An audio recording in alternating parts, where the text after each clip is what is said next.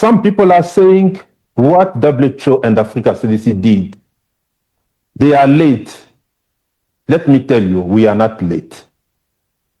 When we got this information the first day, on the 15th of May, the World Health Organization, WHO, and Africa CDC have launched a $518 million emergency response plan to combat what officials describe as the most serious Bundibugyo Ebola outbreak ever recorded. Key facts: 397 confirmed cases, 63 confirmed deaths, over 5,900 contacts under monitoring. Outbreak has spread from one province to 3 provinces in the Democratic Republic of the Congo. Cases have also been detected in Uganda. 11 countries are considered at risk. Ebola virus disease. The plan sets out the regional risk, the priority actions already underway, and what it will take to stay ahead of this outbreak. A few practical points before we begin. The session will run for about an hour. All participants are muted. We will open the floor to questions after the remarks and presentations, and I will explain how to come in at that point. The session is being recorded, and we will share the press release and the full plan with you afterwards. We have 3 speakers today, followed by your questions. To begin, I am pleased to hand over to the Director General of the World Health Organization, Dr. Tedros Adhanom Ghebreyesus. Dr. Tedros, the floor is yours. Thank you, moderator. Thank you so much. Dr. Jean Kaseya, Director General of the Africa CDC, Dr. Mohamed Yaqub Janabi, WHO Regional Director for Africa, dear colleagues, partners, and friends from the media. Good morning, good afternoon, and good evening, and thank you for joining us. Earlier this week, I returned from DRC, where I traveled to the epicenter of the Ebola outbreak in the province of Ituri. I saw and heard firsthand the challenges that the communities are facing and that the government and partners are facing as we race to control this outbreak as quickly as possible. The outbreak is moving fast, and we're still playing catch-up. But my trip to the DRC also gave me real hope that together, under the government's leadership, we can bring this outbreak under control. The only way we will do that is through government leadership, community ownership, and close partnership between the many actors on the ground. Today, WHO and Africa CDC are expressing that partnership by launching a joint continental preparedness and response plan. The objective is straightforward. We need to stop the outbreak where it is, support countries that are responding today, and ensure that neighboring countries are ready to detect and act quickly if cases appear. There are several important features of this plan. First, it's a shared plan. The only way to beat this outbreak is through close partnership, working together under the leadership of the affected countries in one coordinated effort, guided by a simple principle: one plan, one budget, one team. Second, this is a practical plan. It sets out what we need to do now together to contain the current outbreak and reduce the risk of future or further spread. Third, it's time-bound plan covering June to November this year. And fourth, it's a costed plan at $518 million.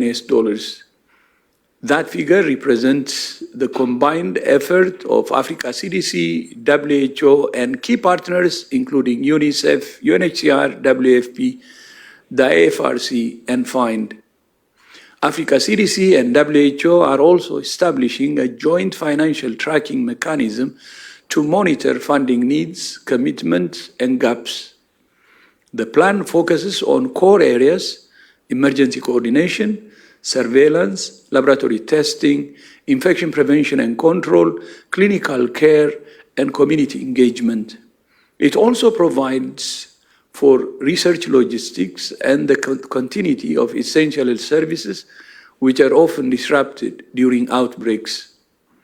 Experience shows that success depends on how well these elements function together. Surveillance must lead quickly to testing. Testing must trigger isolation and care. Infection prevention must protect health workers and patients.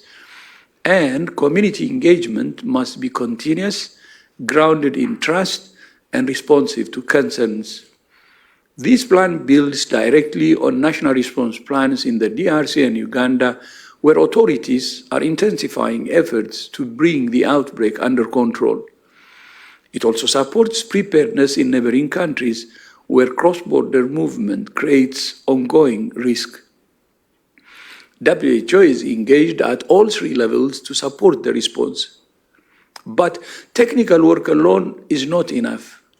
Containing Ebola depends on political commitment, sustained financing, and the trust and engagement of communities. This plan places communities at the center because without their participation, contact tracing falters, safe care is delayed, and transmission continues. Misinformation is almost as dangerous as the virus itself and spreads just as fast. Earning and keeping the trust of communities is at the heart of everything we do. We're not starting from zero. This plan draws on lessons from previous Ebola outbreaks and recent health emergencies. Those lessons are clear. Speed matters, coordination matters, and consistency matters.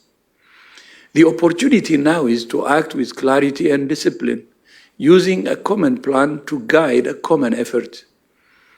If we do that, we can bring this outbreak to an end and strengthen the systems that protect people from the next one. This is a serious outbreak, and it's one we know how to stop, but we need to move fast and together. No country faces this alone. As I said earlier, the key to this plan is partnership, especially between the Africa CDC and WHO. I'm therefore pleased to invite the Director General of the Africa CDC, Dr. John Kaseya, to say a few words.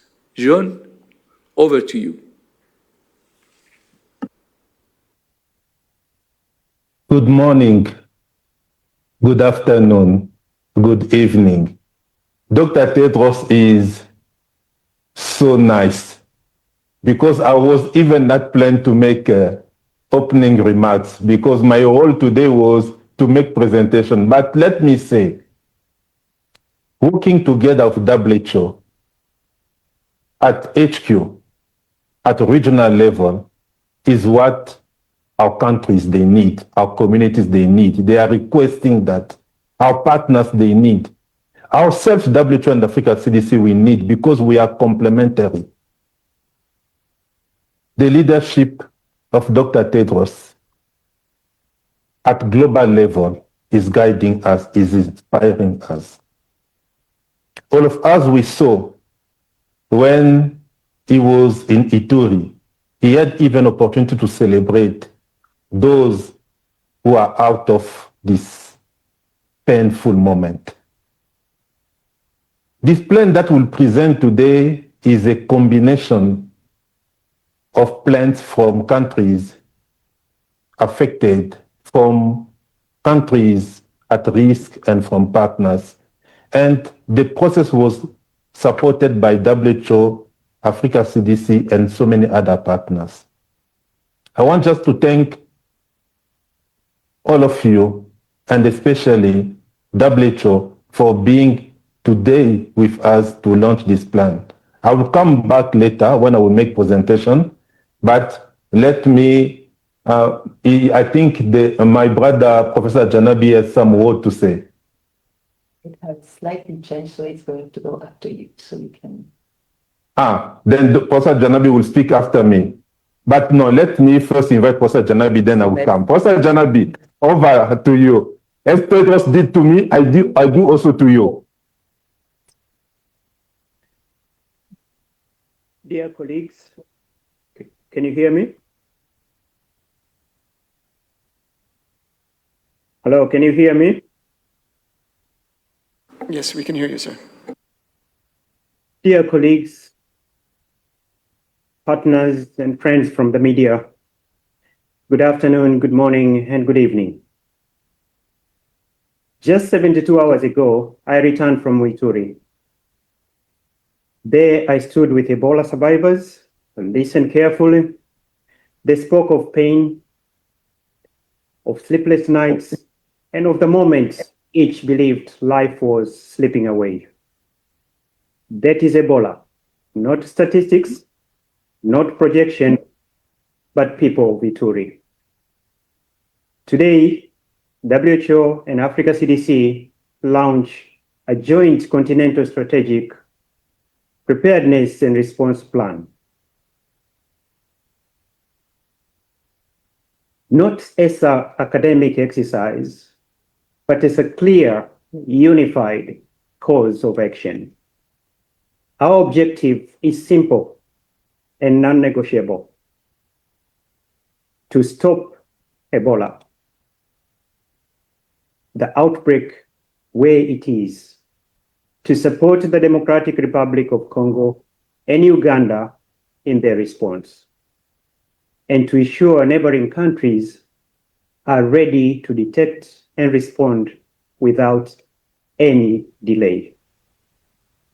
Let me emphasize, Ebola responses succeed only when led at the highest national level. This must be government-owned, government-directed, and government accountable. Partners, WHO, Africa CDC, and others support and reinforce national actions. Countries lead, full stop. The plan reflects hard lessons written in lives lost and lives saved. So first, it is a one plan, one budget, one team under the national leadership. Ebola exploits division. Unity denies its space. Second, it is practical. It focuses on what works: strong surveillance, rapid testing, timely care, infection prevention, and sustained community engagement. And third, it is a time bound from June to November. Why? Because delay costs lives. And fourth, it's fully costed, as you heard from DG, with a joint financial tracking mechanism to ensure transparency, accountability, and discipline. The plan strengthens national responses in affected countries and reinforces preparedness across borders where risk moves. WHO role is very, very clear: global leadership, emergency capacity, and coordination with CDC Africa, anchored in support to the national leadership, working alongside governments, supporting execution, never replacing the authorities. Let me end with this. Plans do not stop Ebola. People do. Protected health workers, decisive leadership, communities that trust the response. From Ituri, the message is unmistakable. I was there. When governments lead and communities trust, transmission slows down and outbreaks end. We know how to do it. We have the plan. Now we must act early together to end this outbreak with a very decisive speed. To DRC and to Sudan and to Uganda, we are not here to fight Ebola for you. We are here to fight Ebola with you. I thank you. Thank you, Professor Janabi. Now the plan itself. The Director General of Africa CDC, Dr. Jean Kaseya, will walk us through the joint response, where the risk sits, what we are doing, and what we need. Dr. Kaseya, the floor is yours. Thank you so much. Dr. Tedros and Professor Janabi gave us opening remarks. This is how we are sharing responsibilities. And I will make this presentation on their behalf. Let us start with what we know on the ground today.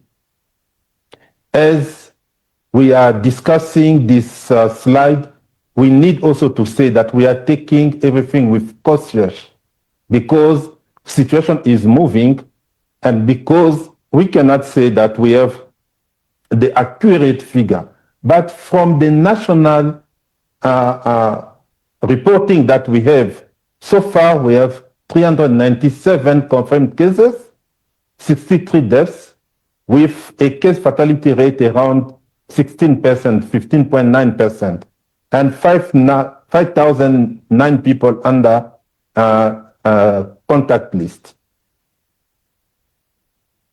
We have also 11 countries at risk, but wanted to show you how this outbreak moved from day one, it means 15th of May when it was declared, to date.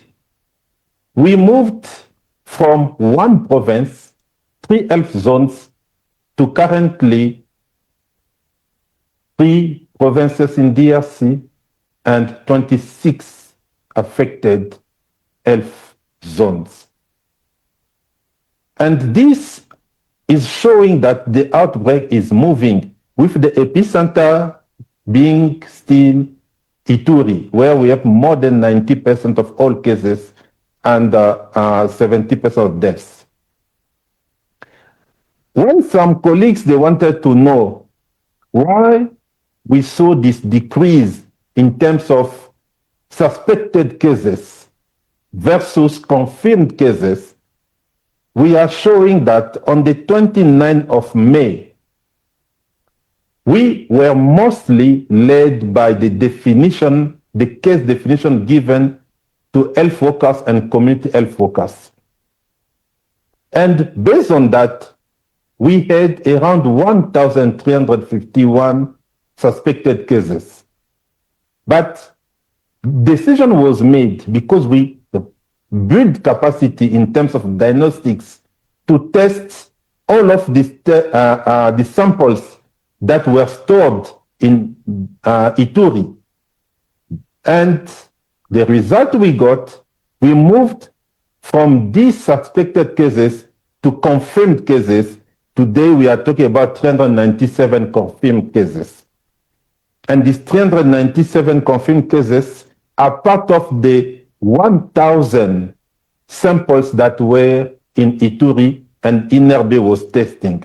This is a clear explanation on suspected cases versus confirmed cases, because we know that some journalists were asking us on the change that we saw. But Dr. Tedros made it. Professor Janabi reinforced the message. I was in Ituri myself. As you know, I stopped my engagement with the World Health Assembly on the first day to land in DRC. This outbreak is very serious. You can see, if you compare with the 2 previous Bundibugyo outbreaks, number of confirmed cases and number of deaths, this one is the most serious Bundibugyo outbreak that we have so far. But we said, Let us also compare with all other serious outbreaks that we had. And as you know, WHO declared the 2014 outbreak in West Africa a public health emergency of international concern. It was also the case for the DRC outbreak in the eastern part of DRC. But let us stop. Let us take a photo. After 3 weeks of declaration, let us compare these outbreaks. You will see this current outbreak, the Bundibugyo one, is becoming the first one after 3 weeks in terms of confirmed cases. It's also serious in terms of deaths, but as we said, these confirmed deaths, we need to take it with a lot of cautious, because we still have more than 250 suspected deaths, and we need to test and to know if these deaths are related to Ebola or not. That one can change the number of deaths we are providing, even the case fatality rate. Then, so far, if we rank the 20 outbreaks that we had in the past, this one is becoming fourth in terms of number of cases. But you can see the difference between this one and the 2001 in Uganda. If we continue to report cases in the next few days, that one will become the third Ebola virus disease. In the past, the plan when we were in sets Kampala, out the regional we were using risk, suspected cases. the priority we're saying actions it was the second one. already But underway, now that we and start to use what the it will take to stay confirmed ahead cases, of this outbreak. this is where we are.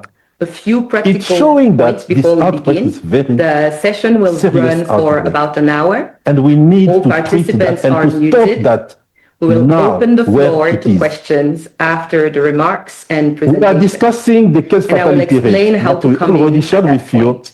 This The figure session is is being recorded, a temporary one and we will because we share are the press still release and the full testing plan with you to confirm afterwards. that the We have not the brief deaths that we speakers have, today, what followed we by call your the suspected questions. death, To and begin, also I am some other pleased to studies we hand are over to the conducting, Director maybe General to give of us the World more Health information, Organization, and this figure will Dr. change. Tedros Adhanom Ghebreyesus.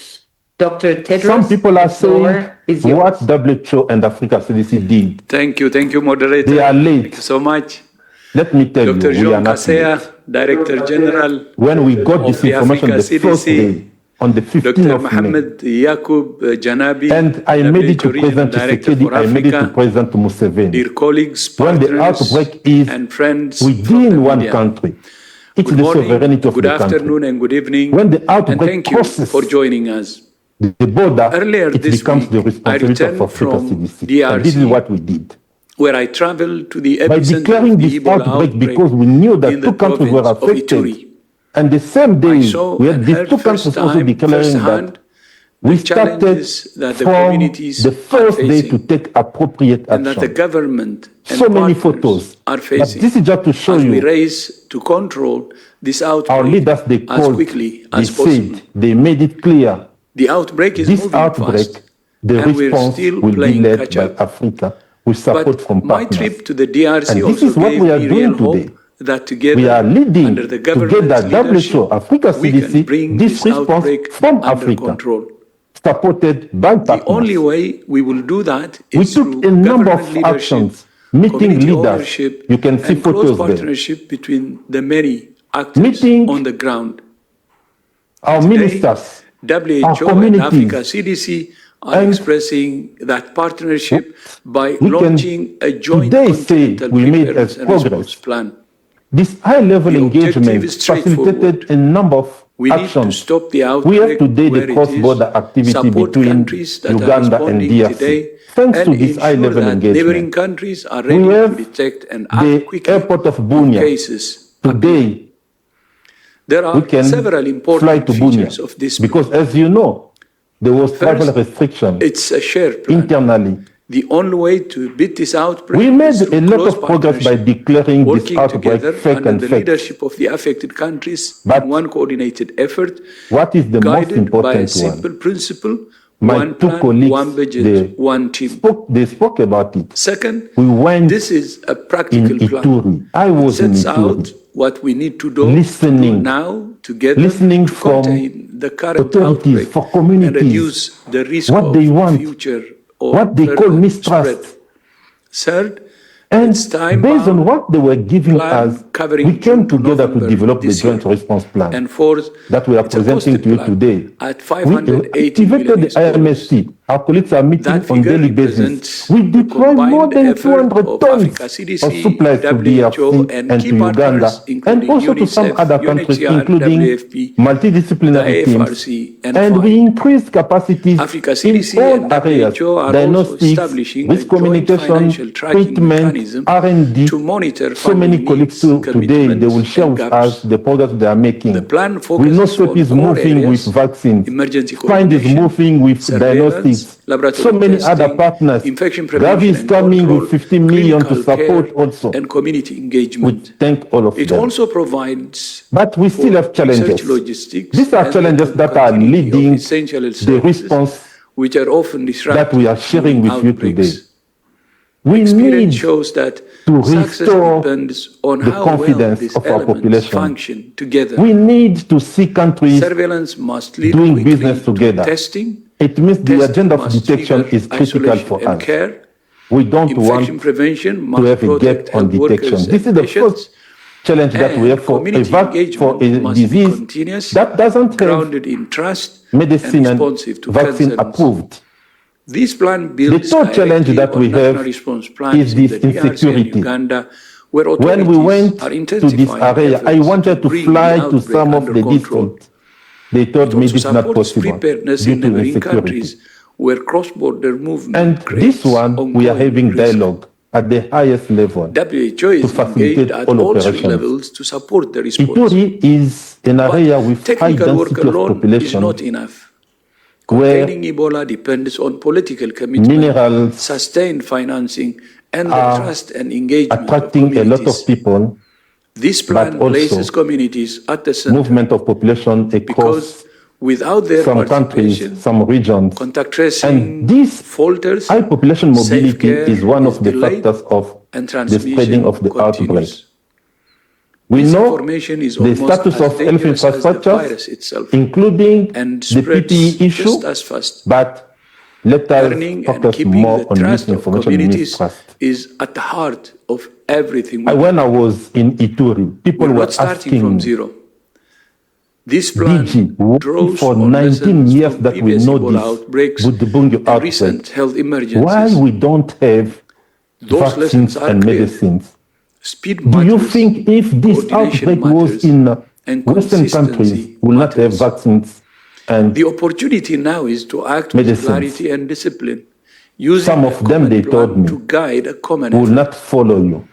If we We do will that, destroy we can everything bring this because we outbreak know to these an countries, end they already and have strengthen the that. systems They need that to protect come to people give us from that. the next one. So many reasons This of is a serious mistrust outbreak, and misinformation. and it's one we know I want to thank how and to stop, congratulate the government but of we need DRC to move and fast and Uganda together. for the wonderful No job country they are doing faces this to inform alone. and to bring the As I population said together. earlier, We the start to key see to this plan is results partnership, on that. This plan that we are presenting to between you the has Africa CDC 11 response and pillars. WHO. I'm therefore pleased to Everything that I invite the described Director is General of the Africa CDC, We are already Dr. familiar John with Kaseya, that. to say And a more few words. importantly, John, let us talk over about to you. how much. We are talking about $570 million. Good afternoon. That we are looking for. Dr. Tedros is so nice. We got because I was even not planned to make DRC gave us the opening plan. remarks because Uganda my role gave us today the was plan to make presentation. Each But of the let me say, country at risk, they gave us Working indication. together with WHO. For some countries, we got clear plan like At Burundi, HQ, like at like regional South level. Sudan.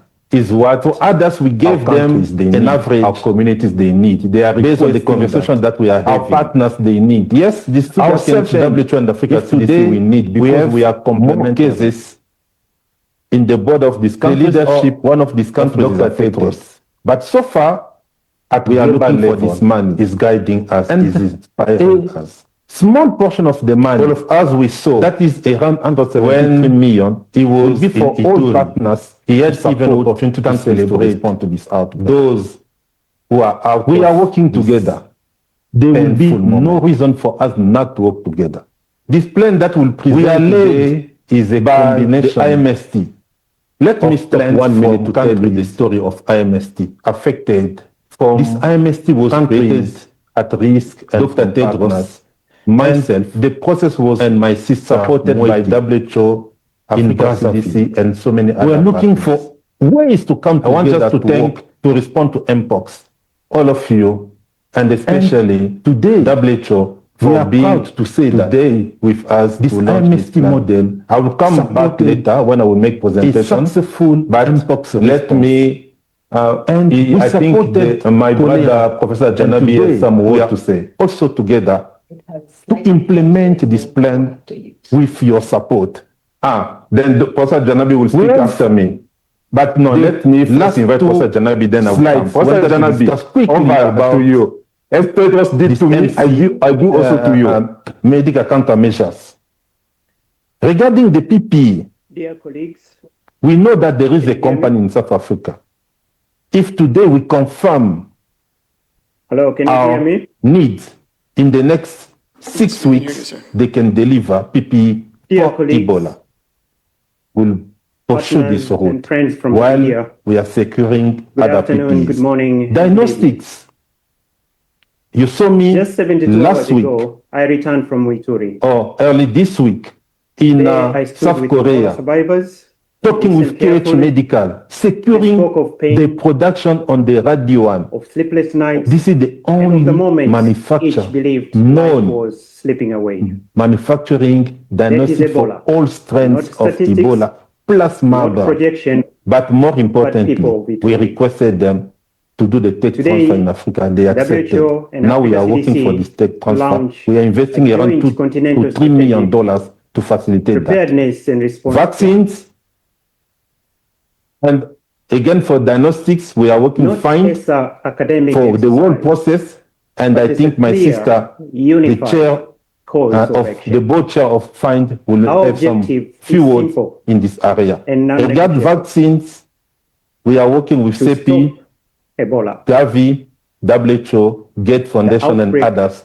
where it is, We to cannot support the accept Democratic again Republic of Congo to see and Uganda, an outbreak their in response. Africa without and to this ensure kind of neighboring countries MCM.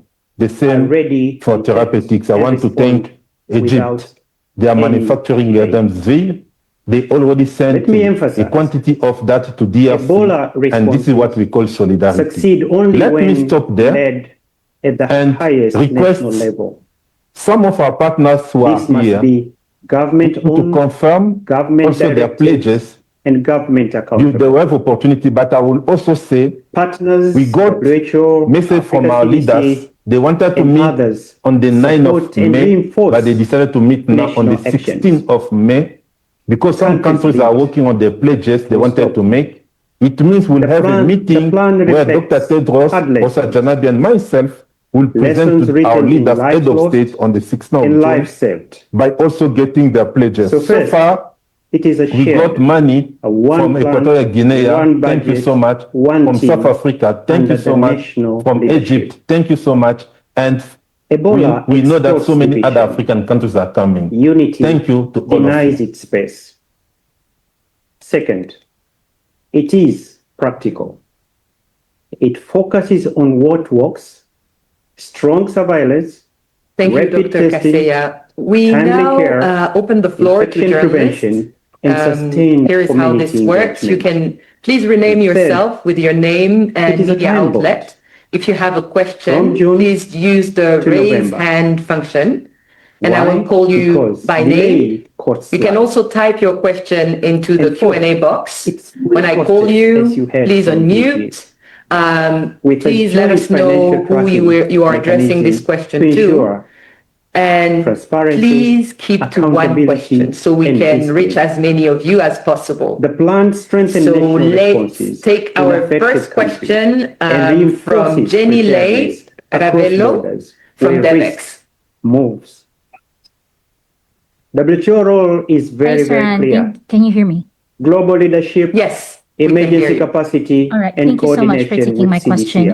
I'm just going to ask about funding. To the national so leadership. This response plan Working is alongside seeking to raise over $500 million for several months. Never replacing but I understand, and this is a question to Dr. Kasea. I understand. I think it was last week you mentioned about some donors or funders backing on some of their commitments. Can you just give us an update on the funding situation? Have donors recommitted, or what's the current situation on funding? Thank you so much. The response.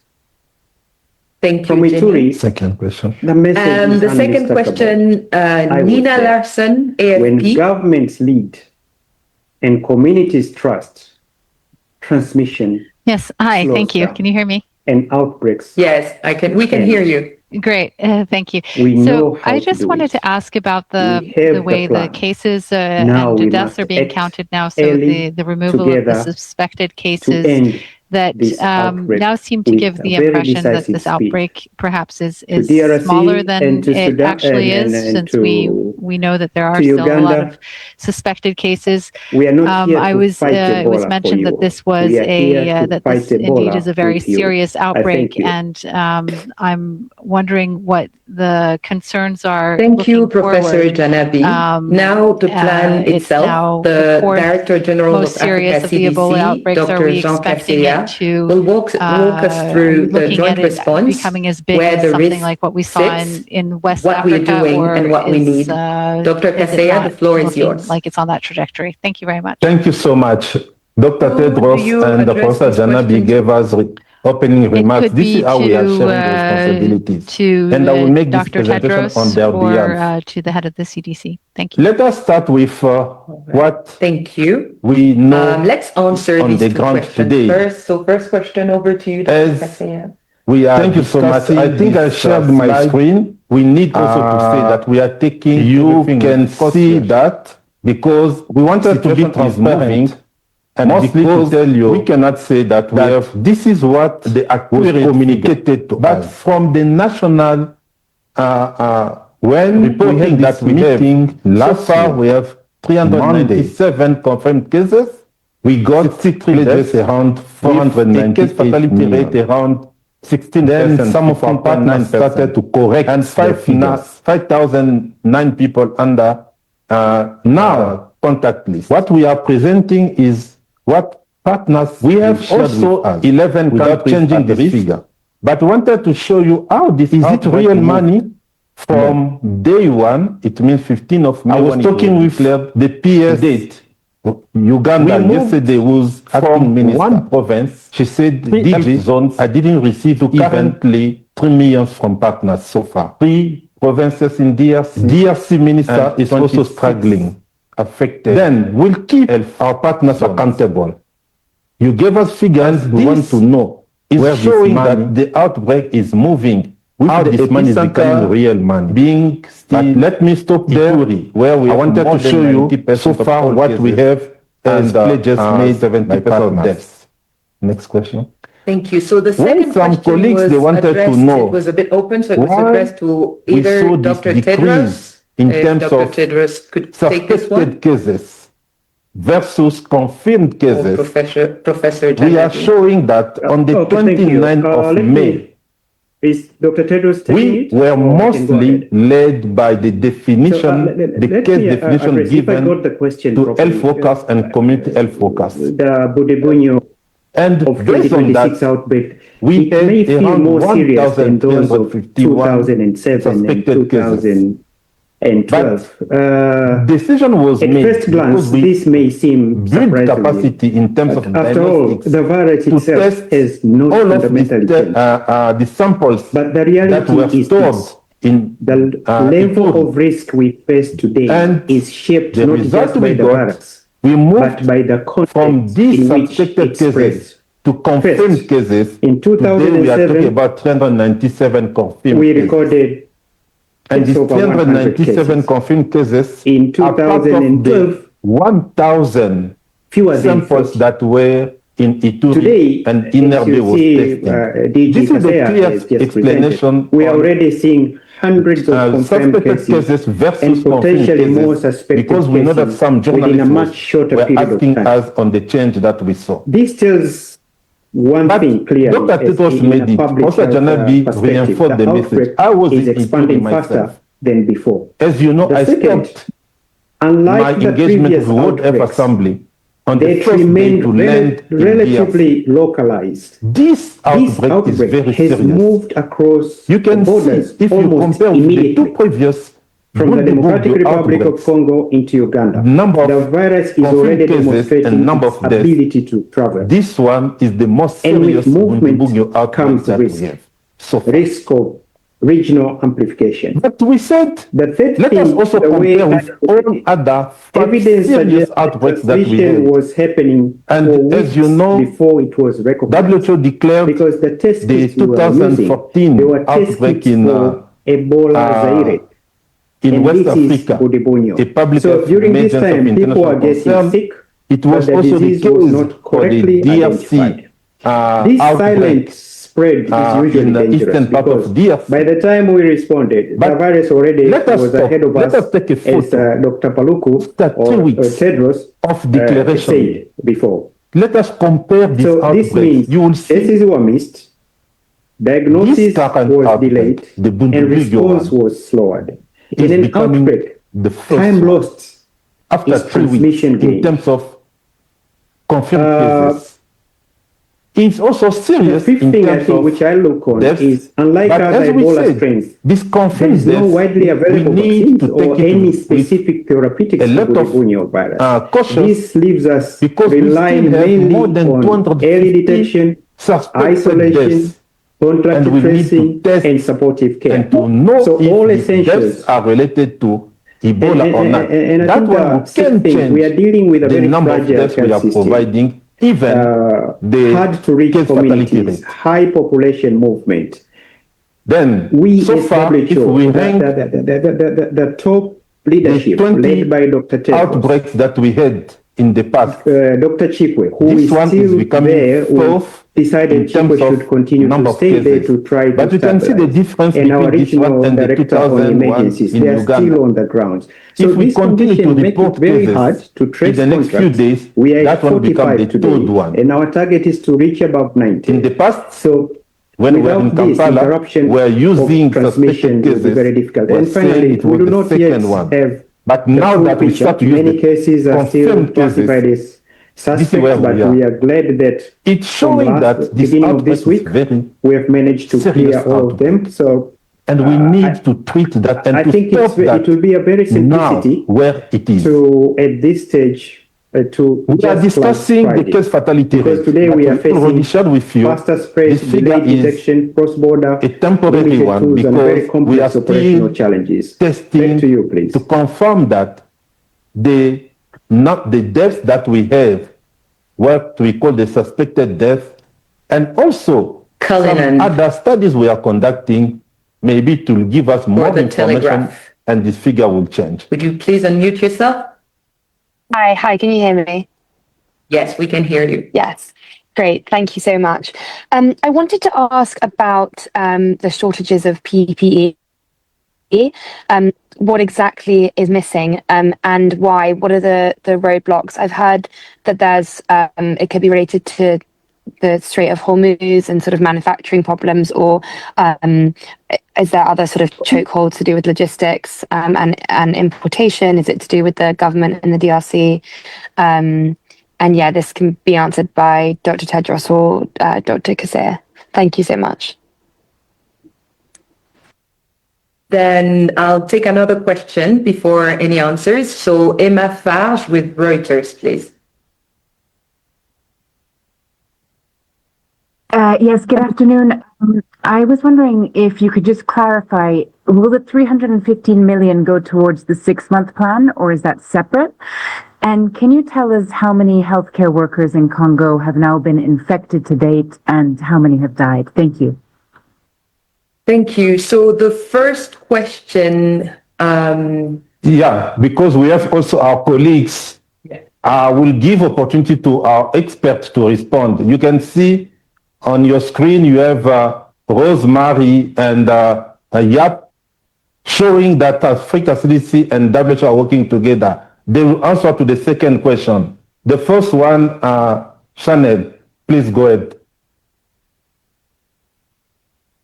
Great, thank you. Thank you.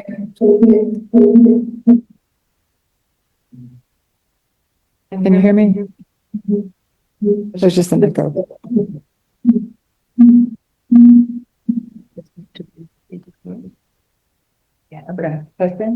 Great. So thank you for the question on PPE, which obviously is a critical medical countermeasure to protect health workers and patients. So in fact, there have been shortages at the community level, primarily due to local supply chains and the challenges of the multi-hazards that are faced in country. So whether it's security or just the amount of supplies that need to be moved on a quick basis. In terms of the pipeline, there have been, a good portion of the 200 metric tons that have been brought into, Uganda and DRC, but primarily DRC, have been Ebola PPE. So the pipelines are strong. We know that at least 80 metric tons have been brought into Bunia, and now the teams are supporting the ministry to get these moved to the locations where they are in need. Thank you. But maybe before our colleagues, let us also recognize the Director General AMA, African Medicine Agency. She's on this call, and as you know, everything we are doing on MCM, the regulatory aspect is sitting with AMA. Thank you, Mimi, for being there. And sorry, maybe I didn't recognize you, but we want to recognize the wonderful job you are doing. Then Rosemary and Yap can help us. Okay. Thank you. Good afternoon, everyone. So far, regarding the number that we have, 34 healthcare workers has been affected with Ebola Bundibugyo in DRC.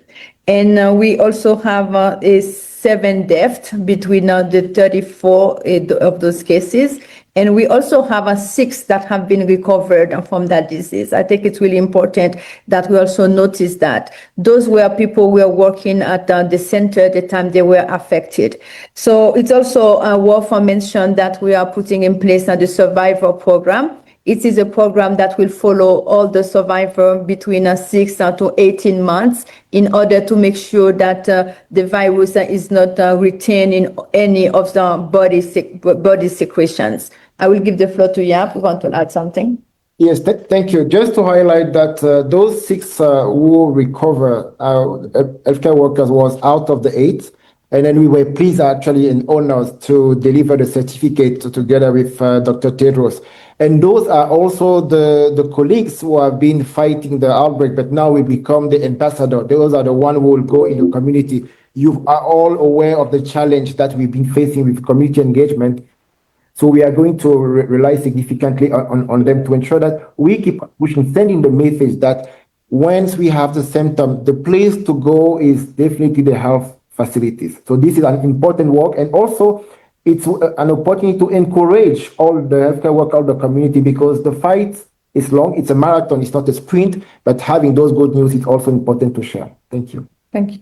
Thank you, and back to you, Madam Chair. Thank you both. Just for journalists to know, so this was Dr. Marie-Roseline Belizaire and Professor Yap Boom. Marie-Roseline Belizaire with WHO and Yap Boom with Africa CDC. I'll take now a question from Kat Lai with The Guardian. Thank you. I wanted to ask, because I can see a focus in the plan on it being very member state led, but I know that in the affected region, there are some significant non-state actors. So I wanted to ask how you're engaging with them and kind of what the response has been. And that's to whoever feels best placed to answer. Okay, thank you very much. We'll go to Sophie Gardner from Politico. Hi there, can you hear me? Yes, we can hear you. Thank you for taking my question. I wanted to ask about the situation in Kenya with this American plan to build a facility to house Americans exposed to Ebola. There were reports of widespread protests in the country over that plan. I was wondering if those are still ongoing and whether Africa CDC or WHO are involved at all in the discussions of whether that's going to move forward. Thank you. Thank you. So first question, who would like to answer the first and second question because they were I will answer in Kenya. Okay. So who would like to answer the first question? Okay. Let me say that Professor Janabi will answer the first question. I will answer the second one. Look, I had opportunity to discuss with the equivalent of Prime Minister in Kenya. And I had also opportunity to discuss with other senior officials because we need also to recognize the country leadership and the country sovereignty before making comment. What they explained to me, Kenya has a preparedness plan.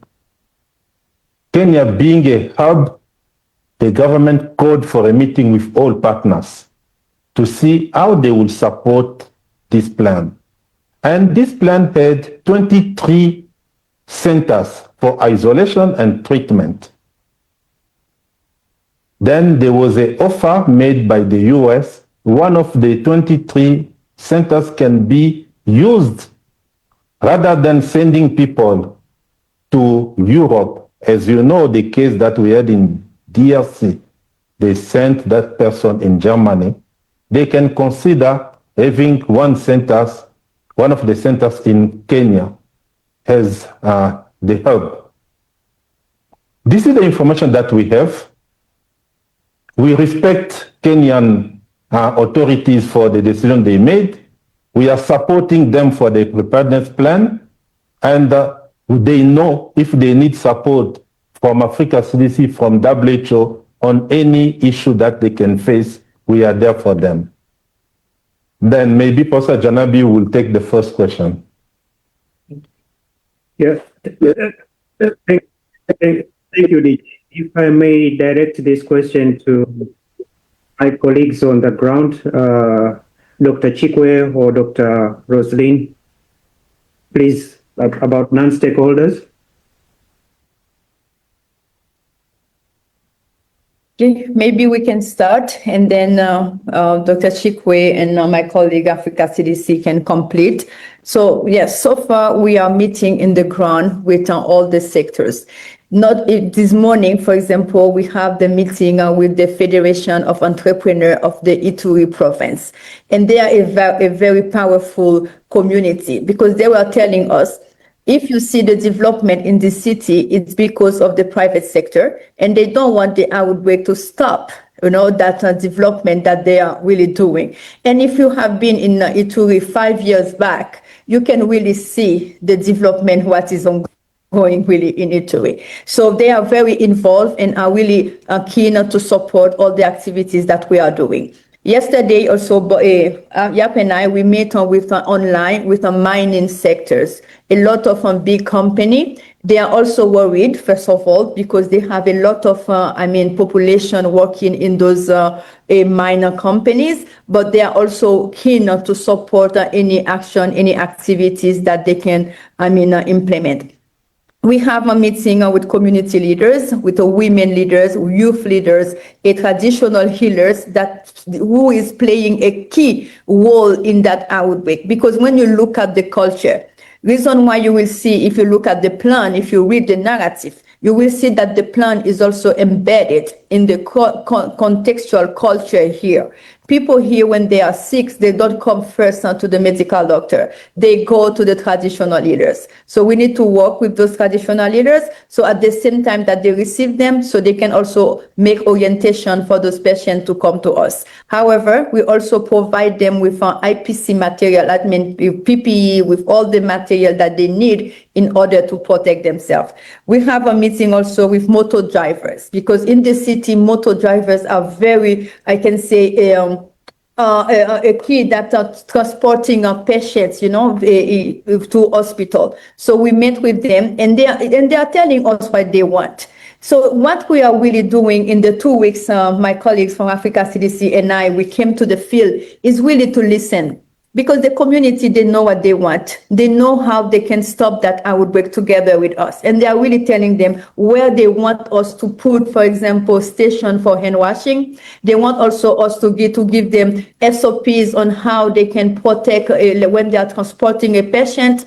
If they are using, for example, the helmet, how they can disinfect it. So it's really interesting, to see how all the non-state actors are involving in it. So far, we also have a group of private sector who is meeting, I think, with so many times, and they want also to be part of this response and to support, and also mostly in logistic part, because they are providers as well, but they also want to be donors in order to support this global solidarity.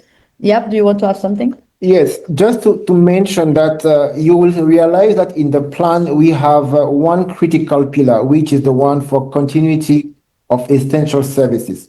And it's not only about health services, it's also about all the others, the education and others. So this morning we had the opportunity to meet with the different clusters, people who have been there supporting the environment, but also in the education and other access. So just to highlight that this plan has an emphasis on ensuring that Outbreak is an opportunity to strengthen the existing system, which include the non-state actors. Over to you. Over to you, Madam Chair. Thank you very much. I think the answers are great, but I think we'll also try to be a bit more concise, because we have so many questions and I think it's worth taking them. So I will go to Dragana Jovanovic from ABC News.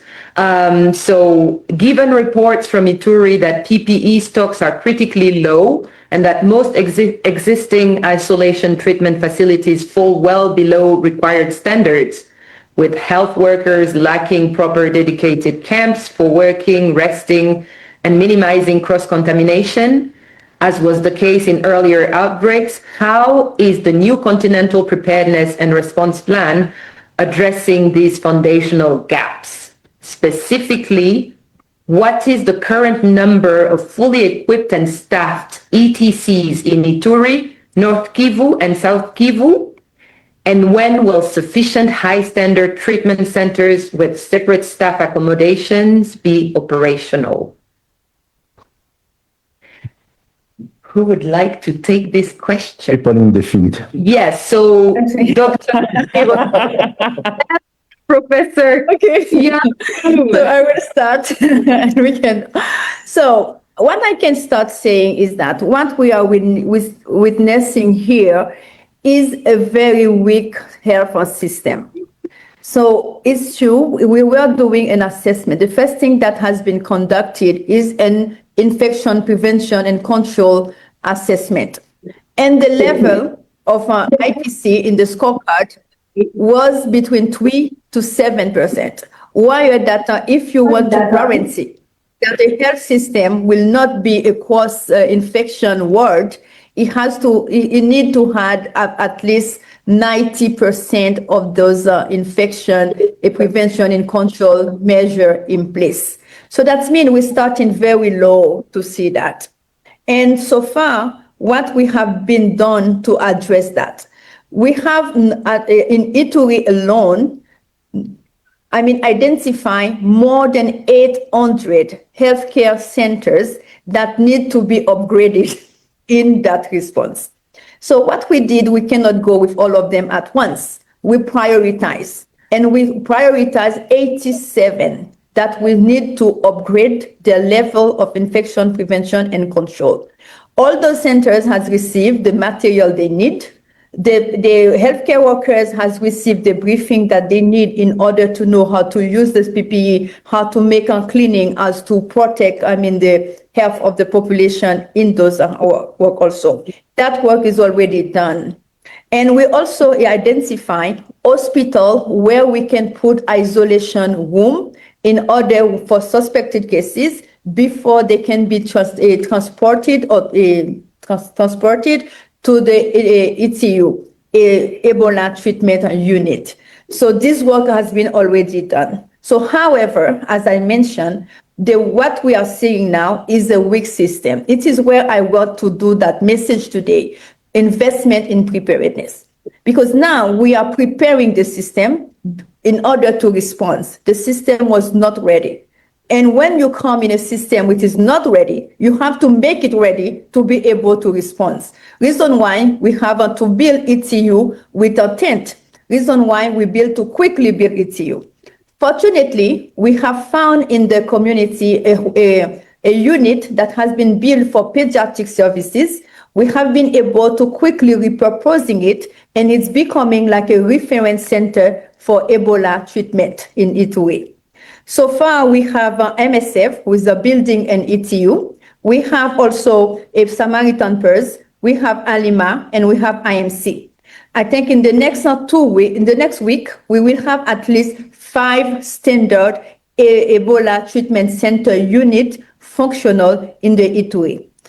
We have actually a capacity of more than 200 beds that are available, and they are receiving patients. But the challenge remains, as you mentioned. It's a big challenge because, as you see, the number of cases are increasing, and also so the number of alerts and the number of suspected cases. All suspected cases should be isolated from the community in the meantime that we can have the response from the laboratory. So let me stop there, and I see, you can add. Yes, I think this is also an opportunity to emphasize the solidarity between the two countries affected, Uganda and DRC. So Uganda is working closely with the DRC to see how to support the establishment of 2 ETC around the border, around the Aseni. So the team are working together, and hope by next week we should be able to start to see the beginning. But on top of that, there will also be support on the side of the lab, the mobile lab, just to emphasize that this outbreak is also an opportunity to strengthen that cross-border collaboration and the solidarity that we want to see amongst our countries. Maybe last thing, I think there's a question on the number of PPE. So far in this, I think we are at 18 days of the response. 18. So we have received more than 80 tons of material. It will not be enough. We need more material because all those number of infrastructure I mentioned, they need the material. The material is not only for the ETU. We need PPE material for all those hospitals. So now we can make sure that the population is really safe when they are going to health infrastructure. So I really want to emphasize on that because sometimes they can mistake that we need only PPE only for the ETU, the Ebola treatment center, but it is not. The PPE are being distributed, but not the same level, but they are being distributed in all the health infrastructure that we have prioritized. But it doesn't mean that have been not prioritized will not receive. That means they will receive in a second distribution. Thank you, and over to you, Madam Chair. Thank you very much, Dr. Belizaire. I'll take the sort of last, but we have a couple of questions. So there is Rachel Abuja from the News Agency of Nigeria. Please unmute yourself. Thank you very much for the opportunity, and I'd like to commend the DGs. But my question is specifically for Professor Nyekwazu. I would like to know, Dr. Chikwe, if there's a correlation between the mining and the active strain circulating at the moment. Thank you, and over. Thank you. So I'm going to take the other question and we'll get back to, and we'll get an answer. So there is a question from the BBC. Okay, give me just a second because I think this one, okay, there is a question for BBC and we would like a Swahili answer by Dr. Janabi. So the question is, they want you to speak in Kiswahili on funding challenge. Will targets be met? What is the challenge? The second one is issue of community mistrust. Communities are still attacking burial teams, the latest being Katana. So let's go to the question from our colleague from Nigeria, and then we will have Professor Janabi answer the other question or 2 points in Kiswahili. Thank you. It was Professor Chikwe. Dr. Yes, Chikwe it was for Dr. Chikwe. Just, can we see? Dr. Chikwe will not be online. You can go to Germany. Okay, so we'll first, so please, Professor Janabi, could you please answer the question in Kiswahili? Then you can answer the first question on behalf of Chikwe. No, thank asante kwa maswali mazuri. Kuna maswali mawili hapa. La kwanza linahusiana na fedha na la pili yaje hili tatizo la Ebola pale Bunia. Kwanza nianze na pili, umesikia leo tunahitaji karibu 517. Kwa hiyo changamoto iko hivi kwamba kuahidi kwamba utatoa hela na kupokea hela ni vitu tofauti. Kwa hiyo tunaomba wadau wetu wote ambao wameahidi kutoa hizi pesa wafanye hivyo haraka, kwa sababu kadri tunavyochelewa ndio kadri uambukizaji utaongezeka. La pili, kuhusu hili la jamii imepokeaje, naomba nieleze kwa kifupi sana. Mimi nimekuwa pale Ituri, nimerudi masaa 72 tu yaliyopita. Kitu tulichokiona pale, tulipata nafasi na Dr. Tedros ambaye ni mkurugenzi wetu mkuu na jina lake pale la Kikongo ni Paluku. Tulikaa na wazee, tulikaa na viongozi wa dini, na nafikiri siku ile tulikaa mpaka saa 6 usiku karibu. Tulikaa na viongozi wa vijana, tulikaa na waganga wa kienyeji. Pale mwanzo ambapo tulikosa nini, mtu anaumwa anakuja hospitali, anapimwa malaria haipo, anapimwa typhoid haipo, anapimwa Ebola haipo. Zile kiti tulizokuwa tunatumia kwanza ni kwa ajili ya strain au aina ya Ebola inaitwa Zaire. Ndio maana majibu yalikuwa yanakuja negative. Sasa binadamu yote, mimi nimekuwa nikifanya hii kazi zaidi ya miaka 30 ya udaktari. Kama hujampa jibu, anaenda kutafuta jibu. Na hasa baada ya kuingia sisi na lugha ambayo ni la kweli kwamba hatuna chanjo wala hatuna tiba kwa sasa hivi ya Ebola, watu wakaanza kwenda kwa waganga wa kienyeji. Na ndo pale ilipoanza kwamba hii labda ni sumu, ile sehemu ni ya madini. Mimi nimepata experience nilipokuwa Meralani kulipotokea mafuriko, kwamba watu wa madini walikuwa wanatuambia kwamba kadri watu wengi wanapokufa ndo madini yatatokea mengi. Ni kama sijui ni sindiko au ni misimu. Kwa hiyo ya kwetu sasa hivi ni lazima tutoe maelezo ya kina, tuwasikilize wale wenyeji wa pale nini wanachokihitaji. Lakini mwisho kabisa, hili najua mkuuliza, tatizo kubwa hili linaanzia kwa wanyama. Pale kuna nyama pori, kuna hawa popo wanaokula matunda. Nafikiri tukitaka kutatua tatizo la Ebola ni lazima tuanze kufikiria tutakaaje na wale wananchi wa pale, tuanze kuwapa elimu jinsi ya kutayarisha, sio kuwakataza kula, kwa sababu kama tukuzuia hile, tukiendelea na hivi vitu vingine ndio vitasaidia, lakini itatokea Ebola ingine na itatokea ingine na itatokea. Kwa hiyo hili kitu sisi kama shirika la afya tumeshaanza kuliangalia. Back to you, moderator. Thank you very much, Professor Janabi. For the first question will be answered by my Africa CDC colleague, Dr. Wissam Mankola. Okay, thank you so much. As you know, the outbreak is happening in an area where mining is common. This is why we notice some of the infection happening between miners.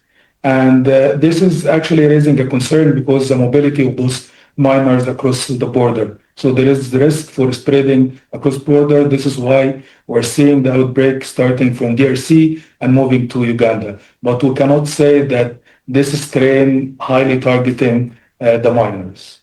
Thank you. Thank you very much, Dr. Mankola. And maybe I can add something if you allow us. Okay, just concise, but definitely it's loud. Yeah. No, absolutely, because it is important to understand. You know, we have a very big mining population. And in this mining population, they can be also presenting with the minings. And the symptoms were the same as when they are giving that poisoning. So reason why there was that confusion between the poisoning from the mines and also the Ebola symptoms. At the starting, they believe it's come from the normal work because, you know, each work that comes with the exposition. They believe it was from the normal exposition to the mining. So it was also one of the delay that we registers. And also when we look at, we have made an analysis when we use Vodacom data of those people who have been infected in the mining. So they need to take the gold and to go to sell this gold around. So when you look at, we make out the tracing of their movement, you can see how the trade is also taking them. So what I want to add here is that it's not only a health security issue, it's an economical issue, it's a development issue. This is the reason why this outbreak is also so complex. Over. Maybe just one thing, if you allow Saran to ask, is the One Health approach. Sorry, Saran. The One Health approach, which is one of the big change in this plan, to ensure that we understand the environment, we understand the animal, because as we do speak now, we still don't have where this virus is coming from, which animal, what was the reservoir, and all those questions with this pillar will be answered. Over to you. Thank you very much. So this is the last question coming from Abdullah Sani. Please unmute yourself. Hi, Saran. Thank you so much for taking my question. DG Kasaya, my question goes to DG Kasaya. Thank you for the presentation. And in one of your slides, you projected the Financial Times op-ed that you published recently. It's weird to me that in that op-ed, it doesn't mention the World Health Organization at all. And also Dr. Tedros doesn't mention Africa CDC in his letter to the DRC. I'm just trying to understand what is the working relationship between these two organizations. And there are two separate trips to DRC. The WHO went on a separate trip. The Africa CU went on a separate trip to the DRC. Can you tell us, how are you two working together? In your presentation, I was expecting to see a sort of work chart flow between the two bodies, but I didn't see that. So I would love to get some more details from you on how you do that. And also, it was just one question per journalist, so thank you so much. Let's give some time for Dr. Kasaya to answer your question. Thank you very much. Look, I like your question because you are giving us again, Dr. Tedros and myself, opportunity to share again and again how we are close, not only at professional level, but also at personal level. The op-ed to Financial Times was not addressed to a specific body. It was what Africans they want. And when Africans they want something, they make it clear.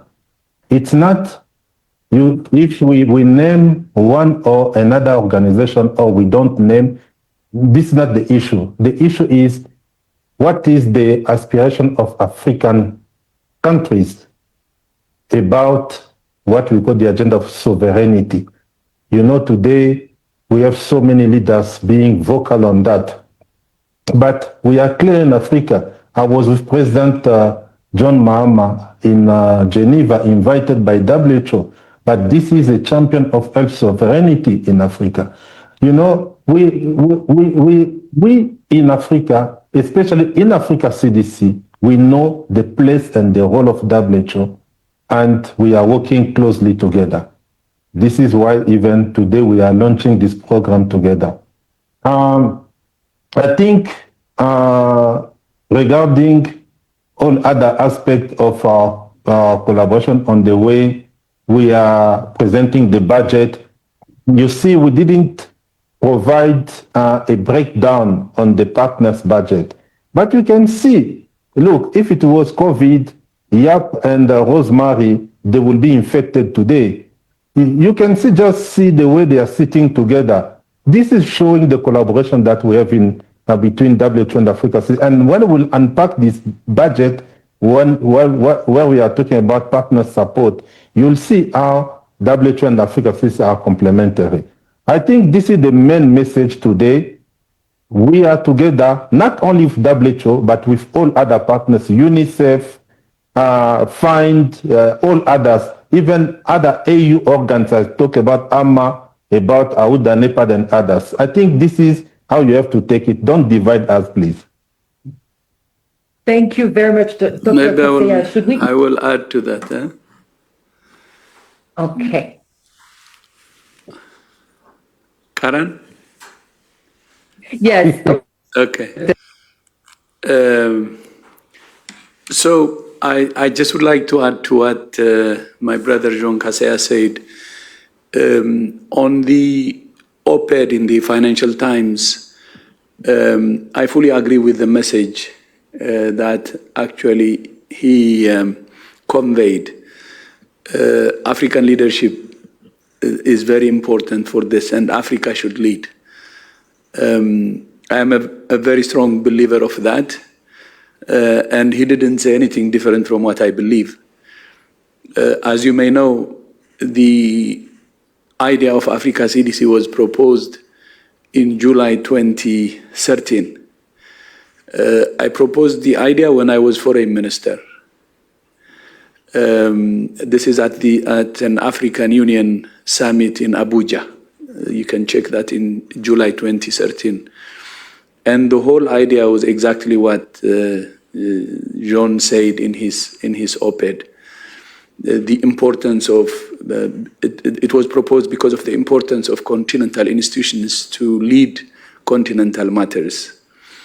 But not only Africa CDC, later Africa Medicines Agency was also proposed. And as WHO, we supported both.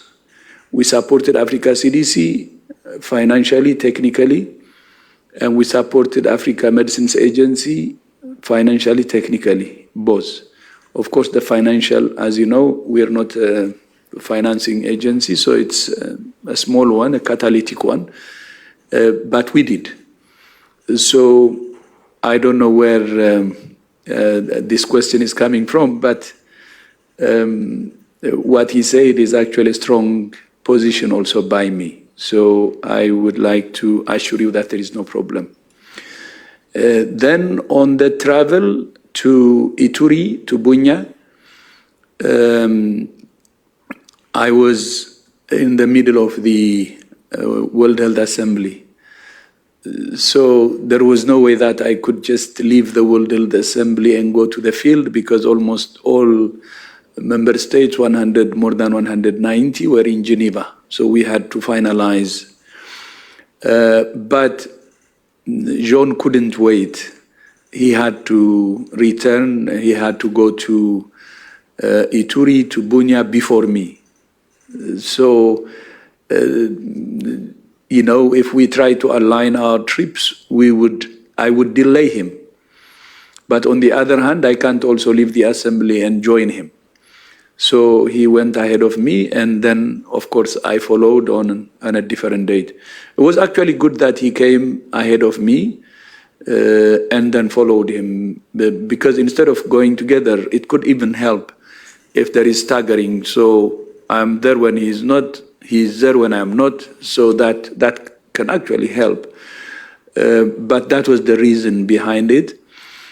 But it's not the trip from us, going together, which is important. Our colleagues, you have seen Mary and Professor Yakubu together on the ground, even answering to the questions. So our colleagues are working on the ground together. I met them when I was there, and we had a partners meeting. So that's the most important. So we will work together and continue to really support the government of DRC and others to stop this outbreak as soon as possible. And the alignment on the SPRP, for instance, today we're launching it together. But not only that, the incident management system is also co-led by both of us, Africa CDC and WHO. And that's why on the ground, you see our colleagues together. So we're together in this. And I'm actually glad that the Africa CDC that I proposed in 2013 is now grown up, strong, and partnering with WHO. I have one daughter, but I call Africa CDC also my daughter. And I'm glad to see this kind of partnership and showing the maturity of Africa CDC. And I don't think you have to worry about any problem between us. We are honest partners, strong partners, and I hope this will continue. And any global institution like WHO should recognize the role of continental organizations. Not only in Africa, we need strong continental organizations in other regions as well. And of course, a strong capacity at national level. So if you have strong national capacity, strong continental institutions, and then there is global institutions that coordinate globally and strong ones, then that could give us even better leverage, whether it's in preparedness or response. So I want to assure you that we have that same position and mentality when we work together, and we will continue to push in the same direction. But I'm really glad to see Africa CDC growing from strength to strength, because for me it's personal, because I have a connection from the start. Thank you. Thank you very much, Dr. Tedros. We are in this together. I will now talk to Dr. Kaseya for your closing remarks. Then it will be Professor Janabi and then Dr. Tedros. Thank you so much. Ladies and gentlemen, today we have shared difficult facts. This outbreak is serious. In just a few weeks, we have seen the Bundibugyo Ebola outbreak spread across borders, affect healthcare workers, disrupt communities, even pushing for travel restrictions. We must not underestimate it, but we must also not fear this outbreak.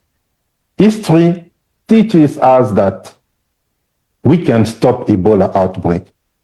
When West Africa faced the Ebola outbreak in 2014, the world feared the worst. Yet, that outbreak was eventually controlled.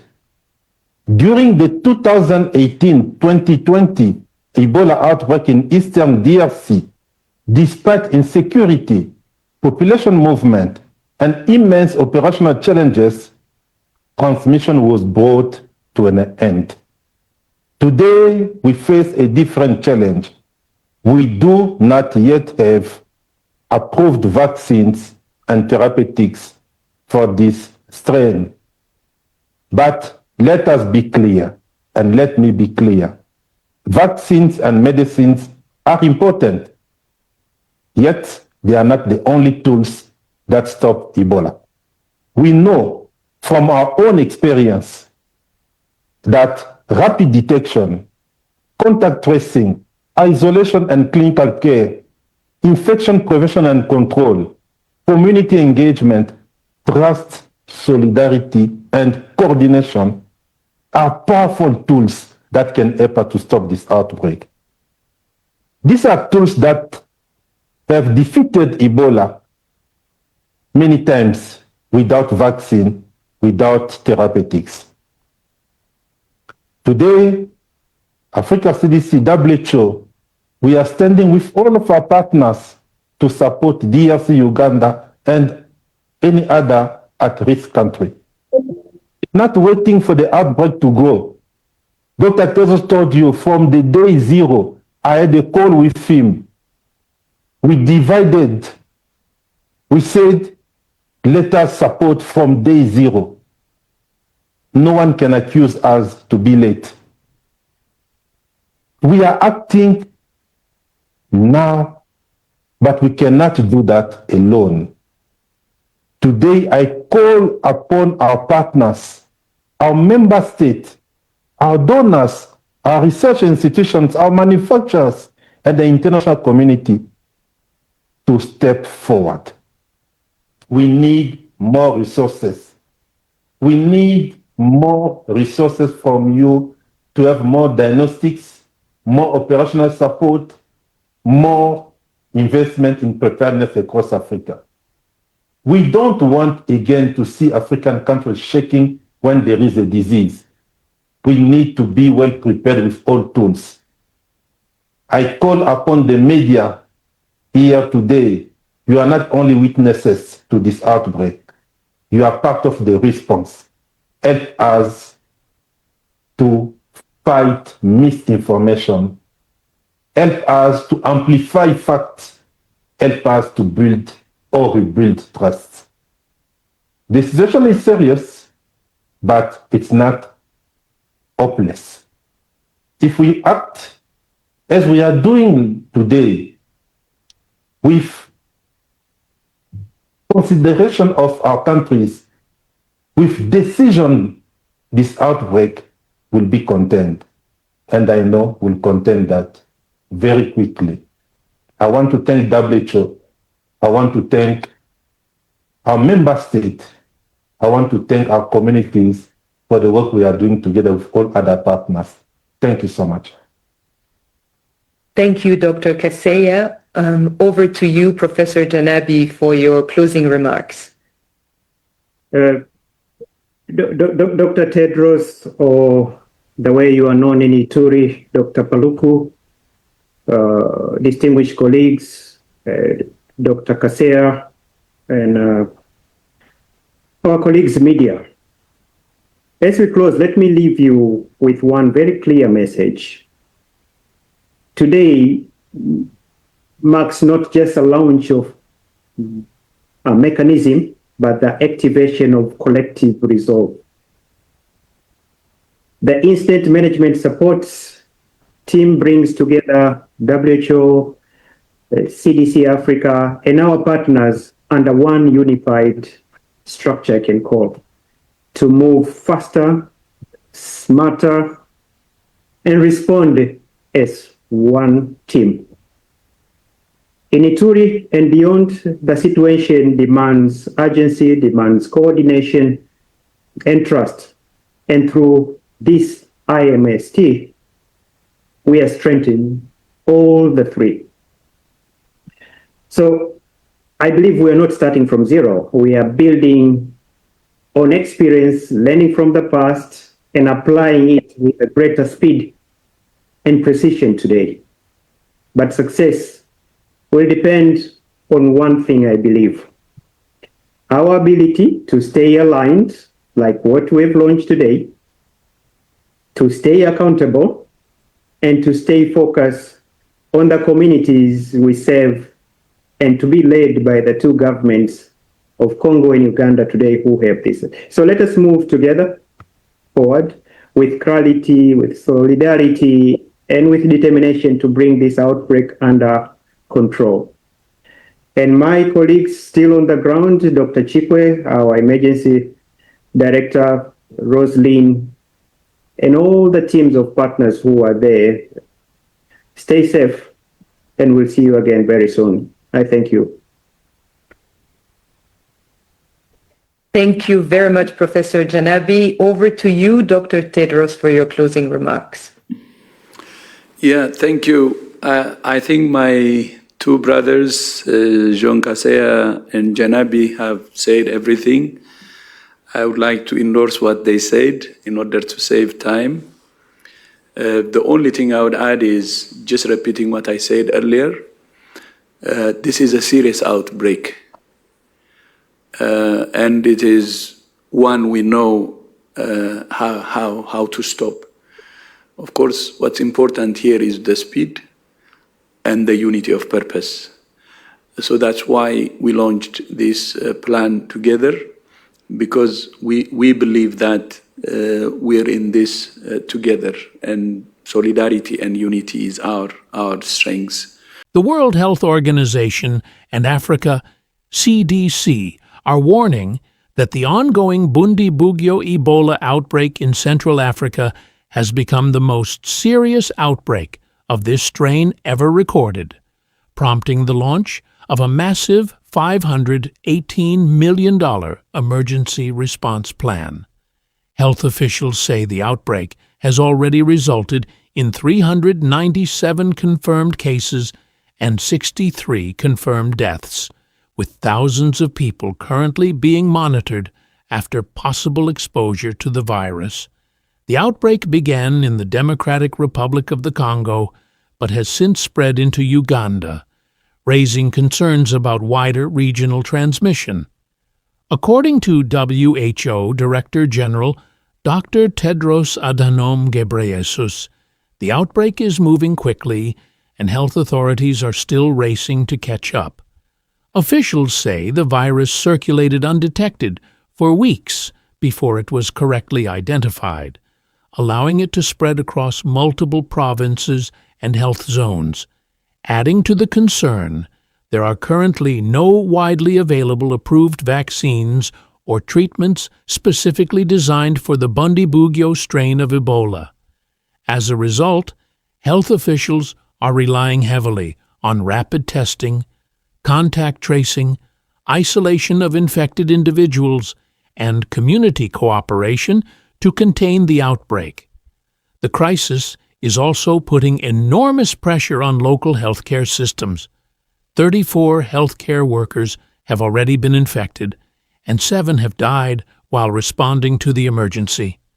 Officials acknowledge that shortages of protective equipment and weaknesses in healthcare infrastructure remain significant challenges. Another major obstacle is misinformation and mistrust. Health teams report that some communities remain skeptical of the response effort, making contact tracing and treatment more difficult.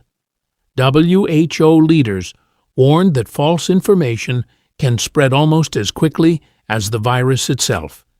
Despite the growing number of cases, health authorities stress that the outbreak is not out of control. WHO and Africa CDC say they have successfully contained Ebola outbreaks in the past and believe this one can also be stopped if governments, international partners, and local communities act together quickly.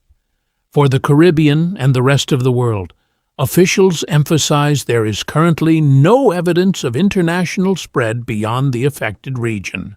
However, they warn that continued vigilance and preparedness are essential in an increasingly connected world. The message from global health leaders is clear. This is a serious outbreak, but one they believe can still be contained if action is taken now. Reporting on the latest developments in global health, I'm your news anchor. Back to you.